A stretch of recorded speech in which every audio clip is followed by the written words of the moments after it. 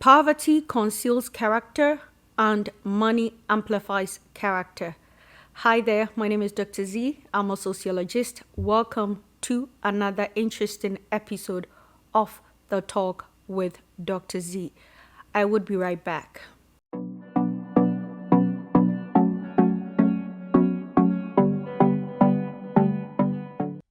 In this week's episode of The Talk with Dr. Z, I am going to break down the Netflix series To Kill a Monkey. It is a Nigerian produced multi-part series or film, and there are so many key lessons to be taken out of the series.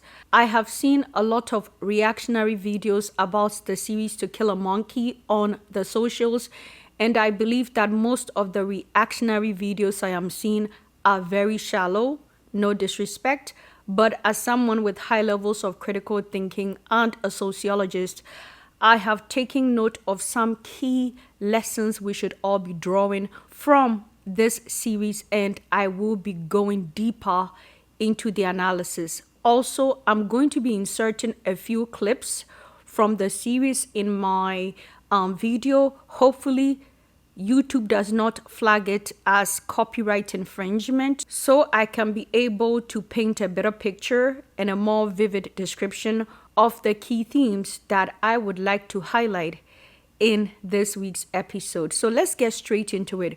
The first theme or lesson is the fact that poverty conceals character. When you look at the marriage of Ife and Nosa, I will put their picture up. Their entire marriage and relationship was rooted in lack, poverty, and scarcity. So because they were poor, they believed that they were morally upright and they were good people, when in actual fact, they were not good people and they were not morally upright.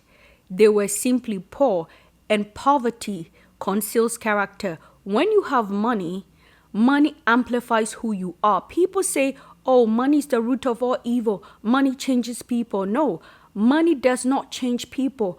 Money highlights, money exposes who people are. Let us watch this short clip when Ife was convincing his wife that working with a boss who was into criminal activity was just an attempt for them to make enough money so they can set themselves up but not fully be part of the whole criminal enterprise that Obos was running. Let us watch that short video quickly and I will be right back. I made it clear that I'm only in this. They will make enough to get on our feet. So we are not greedy. We're not looking for mansions. We're not looking for expensive cars. Just enough to take care of the children and set up businesses for each of us. As you can see from the short clip, Efe and even his wife Nosa believe that they're good people and that whatever they're doing is justified simply because they're going through a hard time. And I think a lot of people have that mindset. A lot of people justify doing something that is illegal or lacks morality to justify the fact that they're doing it for a particular purpose and this is not who they are. Oh, I'm not like this. I was pushed to the wall. Society failed me and the systems failed me. That is why I made this decision. A lot of people do not seem to accept the fact that money amplifies character and that poverty conceals character. If it was like, oh, we are not greedy, we're just going to make enough money and get out of this lifestyle and live a legitimate life. And that is not what happened. They were living large and enjoying it because that is who they are.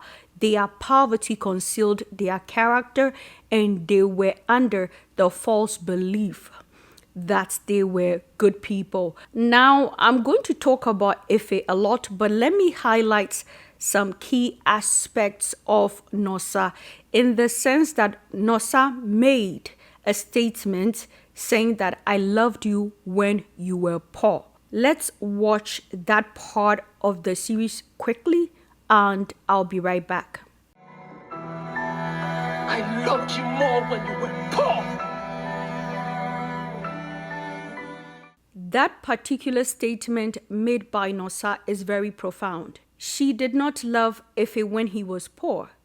She loved the fact that Efe was easier to deal with and she was able to have some leverage over him when they were poor. Why am I saying this? Money is a key feature of masculinity.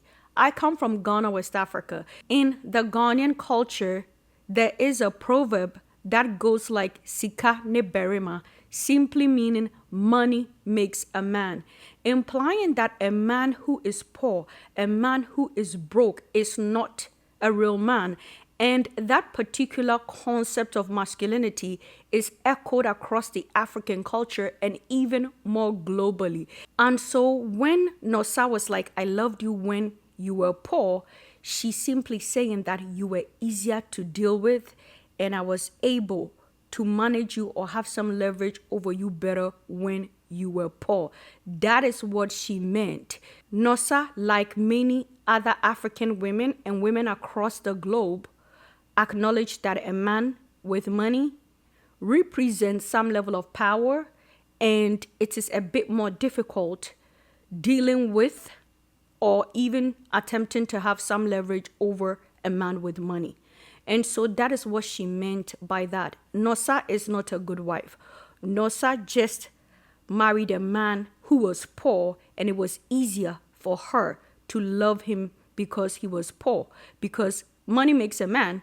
And if he didn't have money, and therefore she was able to love him because he had no leverage and power over her. And that is what that particular statement emphasized. Still talking about this theme of money makes a man, consistently throughout the series, we see Efe also echo that particular perspective. For instance, when Efe went to see Obos and Obos asked him, why did you return? He said, I am here because I want to feel like a man. Let us watch that particular part of the series quickly and I will be right back. Let it make you come back.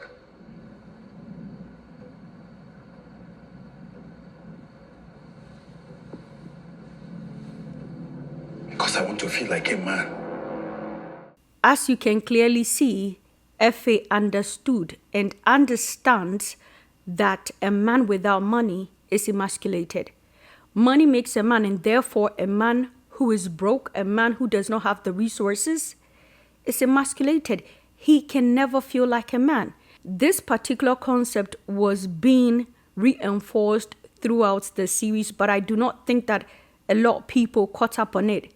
The fact that when a man is broke, he is emasculated, not just by society, but he is emasculated in his home, by his wife, in his place of work, and by his friends or even his associates. What is my point? This concept of the fact that money makes a man and money is integral to how men perform masculinity was a key theme that was missed in this whole post-series analysis that was going on social media.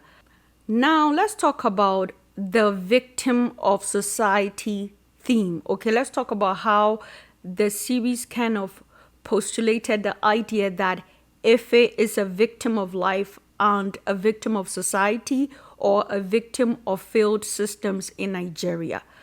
I partly believe that Efe is a victim of a failed system and a failed society in Nigeria. However, it is important to emphasize the fact that Efe is a flawed man. Efe is a flawed man. He had so many flaws. However, many people like Efe believe that they are only victims of society and a victim of life, not because personally they are morally bankrupt or they have attitudes and characters that does not propel success. What do I mean by that? In Efe's initial meeting with Obos, when Obos initially introduced Efe to the kind of business that he is into, before he would introduce him, he said something. He said, I remember you used to do fraudulent papers for my friends when they were at the university. And if it was like, oh, those were the days when I was hustling, I have changed. No, you have not changed. The purpose of that particular scene was to reinforce the idea that if he was a flawed man, when he was working in an internet cafe and had the opportunity, he was engaging in fraudulent activities. So he was already a flawed man, but in Efe's mind, he thought he was an upright person. Also, the other scene that echoes the fact that Efe is not just a victim of society, but he does not have the right attitude to succeed, was when he went to the company where he wrote over 215 emails to the manager to pitch his idea. Imagine you are working on a genius idea and you have sent out over 215 emails and get the chance to convince the boss or the manager to give you a shot to present your idea. He wasn't prepared. He left home. He did not check his bag to ensure he had his laptop in his bag. He did not go and sit around the company going through his software to make sure that when he had the opportunity, he could give a pitch. He did not prepare. He only left the house and went to sit around the company, snoring and sleeping. And when he had the opportunity to present his idea, he was not able to show up. He was not able to take advantage of that opportunity. What am I saying? A lot of people, especially a lot of Africans, keep crying that, oh, I am a victim of society. I am a victim of the failed systems in Africa. However, most Africans do not prepare for that opportunity that they have been chasing, for that breakthrough that they have been working for. A lot of Africans do not do that. They take the victim mentality. Oh, I am a victim of the government. I am a victim of a failed system. The government is corrupt, and they do not prepare for that opportunity and that breakthrough that they are waiting for. And that particular scene emphasized this perspective, but a lot of people could not catch it because a lot of Africans have a victim mentality. I am a victim of the system. I am a victim of a failed government, and therefore they blame society for all their misfortune. Meanwhile, when they have the opportunity to get a breakthrough, they do not show up because Efe, just like most Africans, are flawed in their character. And I thought it was important to emphasize that particular perspective. Also, I would like to emphasize the fact that Efe is not street smart. You see, Efe might be book smart, but he's not street smart. And that is the reason why Amanda, Miss Sparkles, was used as a weapon to trap him and to use him to kill his friend Obos. Efe is book smart, but he is not street smart. Because if he was street smart, he would understand the rules of the street. That people like teacher who was trying to get 30% of a work that he does not understand are never satisfied, and such people will always use whatever you do for them. They will find a loophole in that as a trap to keep you bound and to always use you to do something. And therefore, he was used by teacher to get rid of Obos, because everybody knows that in life, if you want to destroy somebody, you go through their closest people. It's a basic rule of life. A guy like Obos, who is street smart, cannot be taken out from the external. You cannot take him out from an external perspective, you needed somebody who is very close to him to betray him. And Efe is not street smart to understand that particular dynamic. And so a beautiful woman was planted in his life to use him as a tool and a weapon to get to Obos and eliminate Obos. And Efe was not smart enough to grasp that. Now let's talk about Evie, Efe's daughter. When Efe found out that his friend Obos was sleeping with his daughter Evie, he was upset with his daughter. And he talked about, oh, I did all this to make sure you were comfortable so you could choose a better life. Efe lacks the ability to reflect on how his role as a father influenced and shaped the kind of daughter that he had and the choices that his daughter made. Evie chose to sleep with a man like Obos and nurture a secret relationship with a man like Obos because Obos represented something that Evie never saw growing up. Evie never had a positive example of a father. She was being moved around and living with extended family members throughout her formative years. So she did not have a good example or role model of a father. And if he could not make that connection, he made everything about how Evie was making the wrong choices and not the fact that Evie did not have a good example of a father. And that is the reason why a young, impressionable, beautiful girl like Evie was easily distracted and was in a secret relationship with Obos, because Obos represented something that was toxic masculinity. You know, a man who had power, a man who had street credibility, a man who had a gang and a group that feared him, and a man who had money, even though Obos's money were obtained through illegitimate means.